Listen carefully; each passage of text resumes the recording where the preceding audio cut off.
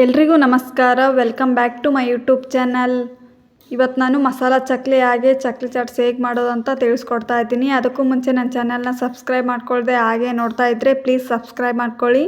ಈಗ ಒಂದು ಜಾರ್ಗೆ ಒಂದು 4ರಿಂದ 5 ಆಗೋಷ್ಟು ಡೇಟ್ಸ್ ತೊಗೊಂಡಿದ್ದೀನಿ.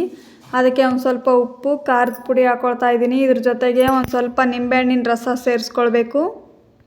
ಹಾಗೆ ಇದು ಪೇಸ್ಟ್ ಮಾಡ್ಕೊಳ್ಳೋಕ್ಕೆ ಒಂದು ಸ್ವಲ್ಪ ನೀರು ತೊಗೊಂಡಿದ್ದೀನಿ.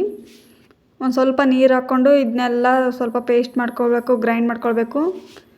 ಈ ರೀತಿ ಗ್ರೈಂಡ್ ಮಾಡ್ಕೊಳ್ಬೇಕು. ಚಕ್ಲಿಗೆ ಮಿಕ್ಸ್ ಮಾಡ್ಕೊಳ್ಳೋಕ್ಕೆ ಈ ರೀತಿ ಇರಬೇಕು.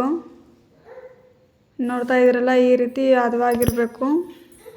ತುಂಬಾ ಟೇಸ್ಟಿಯಾಗಿರುತ್ತೆ ಚಕ್ಲಿ. ಜೊತೆಗೆ ನಾನಿಲ್ಲಿ ಒಂದು 4ರಿಂದ 5 ಆಗೋಷ್ಟು ಚಕ್ಲಿ ತೊಗೊಂಡಿದ್ದೀನಿ. ಅದಕ್ಕೆ ಪೇಸ್ಟ್ ಮಾಡ್ಕೊಂಡಿದ್ವಲ್ಲ ಆ ಮಸಾಲಾನ ಇದಕ್ಕೆ ಹಾಕ್ತಾಯಿದ್ದೀನಿ. ಇದಕ್ಕೆ ಸ್ವಲ್ಪನೇ ಇದಕ್ಕೆ ಮಿಕ್ಸ್ ಮಾಡ್ಕೊಳ್ತಾ ಬರ್ತಾಯಿದ್ದೀನಿ. ಈ ರೀತಿ ಹಾಕ್ಕೊಳ್ತಾ ಇದ್ದೀನಿ. ಇದಂತೂ ತುಂಬಾ ವೈರಲ್ ಆಗಿತ್ತು. ಒಂದ್ಸರಿ ಮಾಡಿ ನೋಡಿ, ನಿಮಗೆ ಗೊತ್ತಾಗುತ್ತೆ. ತುಂಬಾ ರುಚಿಯಾಗಿದೆ, ಹಾಗೆ ಕ್ರಿಸ್ಪಿಯಾಗಿ ಟೇಸ್ಟಿಯಾಗಿದೆ. ನಿಮಗೇನಾದರೂ ಈ ಥರ ತಿನ್ನೋಕ್ಕೆ ಇಷ್ಟ ಇಲ್ವಾ? ಹಾಗಾದರೆ ಈ ಥರ ಬಿಟ್ಟು ಇನ್ನೊಂದು ಥರ ಮಾಡ್ಕೊಳ್ಳಿ. ಇದೇ ಮಸಾಲ ಹಾಕಿರುವ ಚಕ್ಲಿಗೆ ಸ್ವಲ್ಪ ಚಾಟ್ಸ್ ಥರ ಮಾಡ್ಕೊಳ್ಳಿ.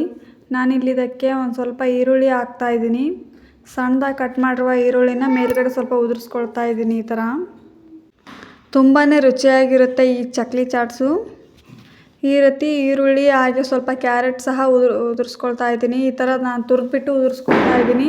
ಇದ್ರ ಜೊತೆ ನೀವು ಸೇವ್ ಸಹ ಹಾಕ್ಕೊಳ್ಬೋದು. ನಾನು ಇಷ್ಟೇ ಹಾಕ್ಕೊಳ್ತಾ ಇದ್ದೀನಿ. ಕೊತ್ತಂಬರಿನ ಸಣ್ಣದಾಗಿ ಕಟ್ ಮಾಡಿಬಿಟ್ಟು ಮೇಲ್ಗಡೆ ಹಾಕ್ಕೊಳ್ತಾ ಇದ್ದೀನಿ. ತುಂಬಾ ರುಚಿಯಾಗಿರುತ್ತೆ. ಈ ರೀತಿ ಒಂದ್ಸರಿ ಟ್ರೈ ಮಾಡಿ, ನಿಮಗೆ ಗೊತ್ತಾಗುತ್ತೆ ಯಾವ ರೀತಿ ಇತ್ತು ರುಚಿ ಅಂತ. ಈ ವಿಡಿಯೋ ನಿಮಗೆ ಇಷ್ಟ ಆಗಿದೆ ಅಂತ ಅಂದ್ಕೊಂಡಿದ್ದೀನಿ. ಈ ವಿಡಿಯೋ ಇಷ್ಟ ಆದರೆ ಈ ವಿಡಿಯೋಗೆ ಒಂದೇ ಒಂದು ಲೈಕ್ ಕೊಡಿ. ಹಾಗೆ ನನ್ನ ಚಾನಲ್ನ ಪ್ಲೀಸ್ ಸಬ್ಸ್ಕ್ರೈಬ್ ಮಾಡ್ಕೊಳ್ಳಿ. ಈ ವಿಡಿಯೋ ಹೇಗಿತ್ತು ಅಂತ ಕಮೆಂಟ್ ಮೂಲಕ ತಿಳಿಸಿ. ಇಷ್ಟು ಹೇಳ್ತಾ ಈ ವಿಡಿಯೋನ ಇಲ್ಲಿಗೆ ಮುಗಿಸ್ತಾ ಇದ್ದೀನಿ. Thank you for watching. Bye.